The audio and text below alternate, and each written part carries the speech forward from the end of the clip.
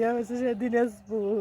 দিনাজপুর বিয়ে হয়েছে? দিনাজপুর। মা সেটাও টেনশন করছে, লাভ ম্যারেজ না ভাই, আমার পোস্টারের মাধ্যমে দেখতে সুন্দরী ছিলাম, ইচ্ছা করে কান্দে নিয়ে গেছে। আজকে এত ভাঙে পড়ছেন কেন? কবরের পাশে কান্নাকাটি করতে হয় না, এটা তো জানেন। আমি তো জানি, সব জানি ভাই। আমার আব্বা মারা গেছে প্রায় 4-5 মাসের মতো হচ্ছে। নিজের শরীরের প্রতি যত্ন নেন, এত কান্নাকাটি করেন না, ভাঙে পড়েন না। ভাই মায়ের মতো কেউ হয় না ভাই। এখানে কে শুয়ে আছে? কে এখানে? মা। আপনার মা কতদিন আগে মারা গেছে? 13 বছর ভাই। 13 বছর হচ্ছে, অনেক আগে তো। নামাজ পড়ি, কোরআন পড়ি, সব করি ভাই, তাও এটা ছাড়া আর কোনো উপায় পাই নাই। না ভাই। এই যে আমার আব্বা মারা গেছে, আমি অনেকদিন অসুস্থ ছিলাম হাসপাতালে। আমার হাসপাতালে বাবা ছিল, তাই ছিল, আসতে পারিনি।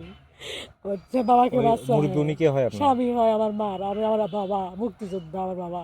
ও যাক, মন খারাপ করেন না, আল্লাহ সবাইকে নিয়ে যাবে, এটাই নিয়ম, দুনিয়ার নিয়মই এটা। আমার একটা মেয়ে আছে ভাই, আমার ছেলে হচ্ছে পরীক্ষা দেবে, খুব ভালো রান্না বান্না, আমাকে অসুস্থ হয়ে গেছি মার জন্য, আমাকে রান্না বান্না করে খাওয়ায়।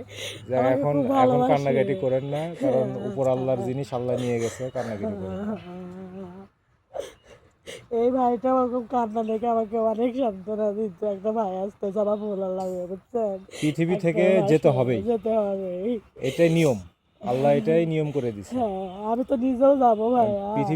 পৃথিবীতে কি রকম আচার আচরণ করবেন মানুষজনের সাথে। শ্বশুর শাশুড়ি বেঁচে আছে আপনার? আছে, শ্বশুর নাই, শাশুড়ি আছে। শাশুড়ি আছে, শাশুড়ির সেবা যত্ন করুন। ঠিকই বলছেন। শাশুড়ি যদি দুইটা কথা বলে সেটাও মেনে নিতে হবে, মেনে নেবেন।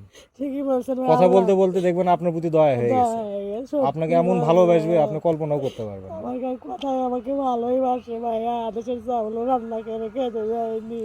আসলে সত্য কথা কি জানেন ভাইয়া, এটা কথা বলি কাউকে বলবেন না।